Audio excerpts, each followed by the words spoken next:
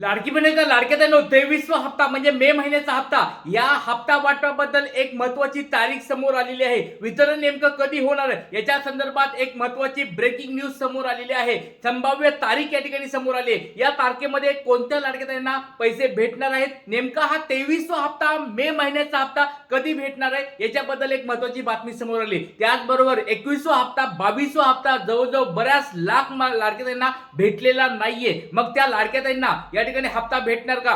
GR या ठिकाणी परवा आलेला आहे, पण ते जीआर नंतर खरंच त्यांचं वाटप या ठिकाणी होणार आहे का, या सगळ्या गोष्टी तुम्हाला व्हिडिओमध्ये सांगणार आहे. आणि कोणत्या लाडक्या बहिणींना हप्ते भेटणार आहेत, कोणते नेमके अशी कारण आहेत त्याच्यामुळे ह्या 21वा 22वा हप्ता त्यांना भेटला नाहीये, या सगळ्या गोष्टी तुम्हाला मी पुराव्यासहित दाखवणार आहे. खूप महत्त्वाचा या ठिकाणी व्हिडिओ असणार आहे. तर लाडक्या बहिणींनो बघा, 21वा हप्ता 22वा हप्ता ज्या ज्या लाडक्या बहिणींना भेटलाय त्यांनी आपलं नाव जिल्हा पटपट सांगायचं आहे कमेंट बॉक्स मध्ये, आणि त्यांना या ठिकाणी 23वा हप्ता कधी भेटणार आहे ते सांगणार आहे. आणि लाडक्या बहिणींनो ज्याला 21वा 22वा हप्ता भेटला नाहीये, मी त्यांना जे प्रश्न विचारणार आहे त्याचे उत्तर कमेंट बॉक्स मध्ये द्यायचे. त्यांना पण या ठिकाणी मी सांगणार आहे की तुम्हाला पुढचा हप्ता हा 23वा भेटणार आहे का नाही, किंवा तुमची लाडकी बहीण योजना आता बंद पडली, नेमकं तुम्हाला काय करावं लागणार आहे, या सगळ्या गोष्टी व्हिडिओमध्ये सांगणार आहे. खूप महत्त्वाचा व्हिडिओ असणार आहे. सगळ्यात अगोदर सर्वात फास्ट आपल्या चॅनलवर ही माहिती देतो, त्याच्यामुळे व्हिडिओ काळजीपूर्वक आहे. चला आता वेळेच्या व्हिडिओला सुरुवात करतो. लाडकी बहीण योजना 23वा हप्ता वाटपाबद्दल एक वितरणाची तारीख समोर आली आहे. मे महिन्याच्या वितरणाची तारीख समोर आलेली आहे. या तारखेबद्दल मी तुम्हाला या व्हिडिओमध्ये सांगणार आहे. बघा, प्रत्येक महिन्याच्या दुसऱ्या म्हणजे आता समजा एप्रिल महिना होता, एप्रिल महिन्याचा हप्ता पुढच्या महिन्यामध्ये भेटायला लागलाय, असा एक नवीन प्रकार तयार झालेला आहे. तर हा ट्रेंड चालू झालेला आहे. तर आता बघा, मे महिना आता शेवटचा आठवडा चालू झालाय. मग मे महिन्याचा हप्ता या ठिकाणी ह्याच आठवड्यात भेटणार आहे का, पुढच्या महिन्यात कधी जाणार आहे, कधी तारीख असणार आहे, काय संभाव्य तारीख असणार आहे, हे त्याच्यामध्ये व्हिडिओमध्ये सांगणार आहे. त्याचबरोबर किती रुपये तुम्हाला मंजूर झाले हे तुम्हाला बघा, लाडक्या निधी मंजूर या ठिकाणी होणं खूप गरजेचं असतं. प्रत्येक महिना या ठिकाणी त्याचं जीआर येणं खूप गरजेचं असतं. तर यावेळेस जर बघितलं असेल, हप्ता वितरण अगोदर झालं आणि नंतर जीआर आलेला आहे. तर यावेळेस 23व्या हप्त्यामध्ये किती वितरण होणार आहे, किती त्याचा निधी मंजूर होणार आहे आणि कोणत्या लाडक्या बहिणींना पैसे भेटणार आहे हे तुम्हाला मी दाखवणार आहे. त्याचबरोबर कुणाला फायदा होणार आहे, कुणाला नुकसान होणार आहे, कुणाला या ठिकाणी काय नेमका हप्ता भेटणार आहे हे सगळं सांगणार आहे. तर कोणत्या महिलांना मिळणार हा हप्ता सगळ्यात महत्त्वाचा आहे, हे तुम्हाला मी सांगणार आहे. आणि हप्ता वितरण केव्हा खरंच होणार आहे ते तुम्हाला मी सांगणार. चला आता व्हिडिओला सर्वांनी आपलं नाव जिल्हा पटपट कमेंट बॉक्समध्ये सांगायचंय. चला सुरुवात करतो आजच्या व्हिडिओला. पहिली गोष्ट, हप्ता कुणाला मिळणार ही पण बातमी दाखवतो. त्याच्या अगोदर तुम्हाला ही बातमी दाखवायला, सगळ्यात अगोदर ही बातमी तुम्हाला दाखवणार आहे कधी हप्ता होणार आहे. पण तुम्हाला आजची ब्रेकिंग न्यूज आहे. बघा तुमच्या समोर आहे 22 तारीख आहे, 22 मे 2026. आजची लेटेस्ट बातमी आहे. लाडकी बहीण योजना. बघा, लाडक्या बहिणीला मे महिन्याचा हप्ता कधी मिळणार असं या ठिकाणी हेडिंग तुमच्या समोर दिसते. साम टीव्हीची महत्वाची बातमी समोर आली.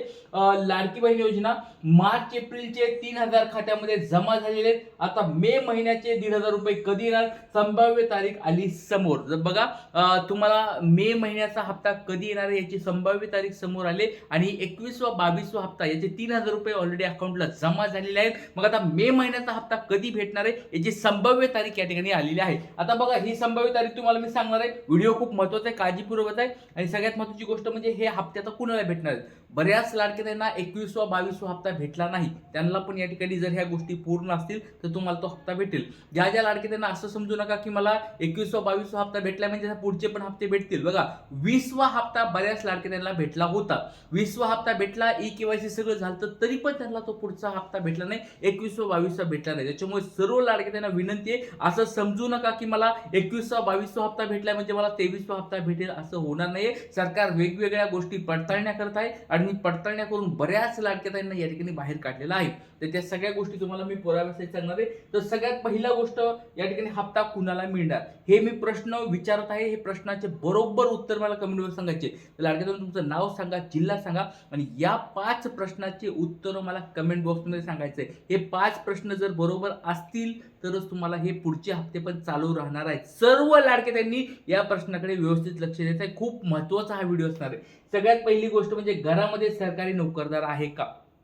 आता बऱ्याच लाडक्या ताई म्हणत आहेत, की सर आमच्या घरामध्ये सरकारी नोकरदार नाही. पण ही एक गोष्ट समजून घ्या, तुमच्या घरामध्ये सरकारी नोकरदार नाही, पण तुमचं प्रोफाईल जे आहे म्हणजे लाडकी बहीण योजनेचा जो फॉर्म भरला होता, त्याचं प्रोफाईलचं स्टेटसमध्ये हे येत आहे, की तुमच्या घरामध्ये सरकारी नोकरदार आहे.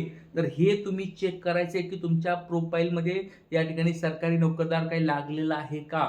जर लागलेलं असेल तर तुम्हाला त्याला या ठिकाणी अपडेट करून घ्यावा लागणार आहे. पहिली गोष्ट हे कमेंट बॉक्स सांगायचं, तुमच्या सरकारी घरामध्ये कोणी सरकारी नोकरदार आहे का? दुसरा प्रश्न, कुटुंबाचे उत्पन्न 2.5 लाख आहे का?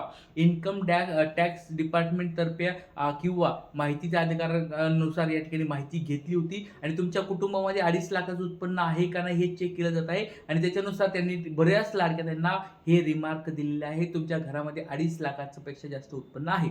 तर हे तुमच्या घरामध्ये आहे का नाही कमेंट बॉक्समध्ये खरं खरं सांगायचंय. तुमच्या कुटुंबाचं उत्पन्न, फक्त तुमच्या एकटीचं उत्पन्न नाही विचारलं या ठिकाणी, तुमच्या कुटुंबाचं उत्पन्न 2.5 लाखापेक्षा कमी असायला पाहिजे. तुमच्या घरामध्ये 2.5 लाखापेक्षा कमी उत्पन्न आहे का कमेंट बॉक्स सांगायचंय. दुसरी गोष्ट म्हणजे घरामध्ये 4 चाकी वाहन आहे का?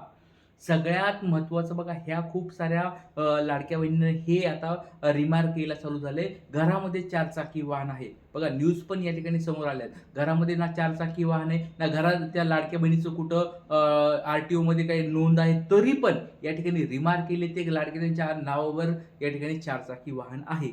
तर तुमच्या घरामध्ये 4 चाकी वाहन आहे का? ट्रॅक्टर असेल तर काही काळजी करू नका, ट्रॅक्टरबद्दल काही इश्यू येत नाही. ट्रॅक्टर सोडून तुमच्या घरामध्ये काही 4 चाकी वाहन आहे का? कमेंट बॉक्समध्ये पटपट सर्वांनी सांगायचंय. नंतर ई-KYC झाली आहे का? बघा पहिल्या वेळेस ई-KYC झाली, चुका झाल्या, अपडेट केली, या सगळ्या ई-KYC झाली आहे का हे महत्त्वाचं आहे. आता बऱ्याच लाडक्या ताई आहेत, एकल महिला आहेत, त्यांना लाडक्या बहिणीला ई-KYC करता येत नाही. ह्याच्यावर प्रश्न मी लाडक्या बहिणीच्या वतीने सरकारला विचारला होता, पण त्याच्यावर अजून काही उत्तर भेटलेलं नाहीये. ही आपली मागणी सरकारकडे आपल्याला स्ट्रॉंगपणे करावं लागणार आहे, ही पण समजून घ्या. पुढचा एक, कुटुंबामध्ये किती महिला आहेत? खरं खरं सांगायचं लाडक्या, तुमच्या घरामध्ये कुटुंबामध्ये किती लाडक्या बहिणी आहेत? जर 2 पेक्षा जास्त लाडक्या बहिणी असतील तर सरकारने या ठिकाणी त्या लाडक्या बहिणीचे हप्ते बंद केलेले आहेत.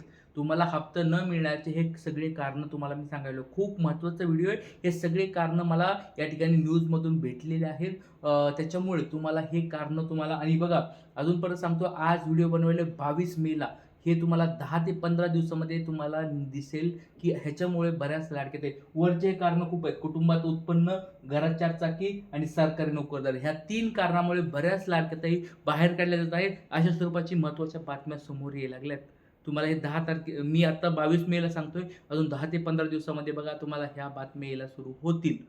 त्याच्यामुळे सांगतो लाडक्या, पटपट ह्या सगळ्या गोष्टी चेक करा, कमेंट बॉक्समध्ये सांगा.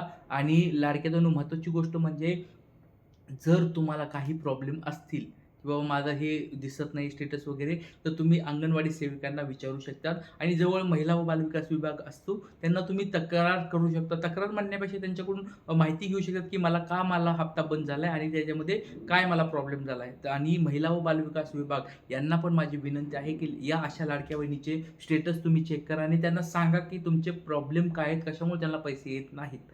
आता त्याच्यानंतर ते कारवाई काय करायची, डॉक्युमेंट्स काय गोळा करून घ्यायचे, ई-KYC कशी करायची, हे त्यांना तुम्ही नंतरच्या ह्याच्यामध्ये पुढे त्याच्यानंतर वरून सरकारकडून आदेश आल्यानंतर करा. पण आता तरी प्रामाणिक हे प्रायमरी स्वरूपात आपण म्हणतो, प्राथमिक जे म्हणतो, त्यांना हे सांगा की तुमचं स्टेटस काय आहे.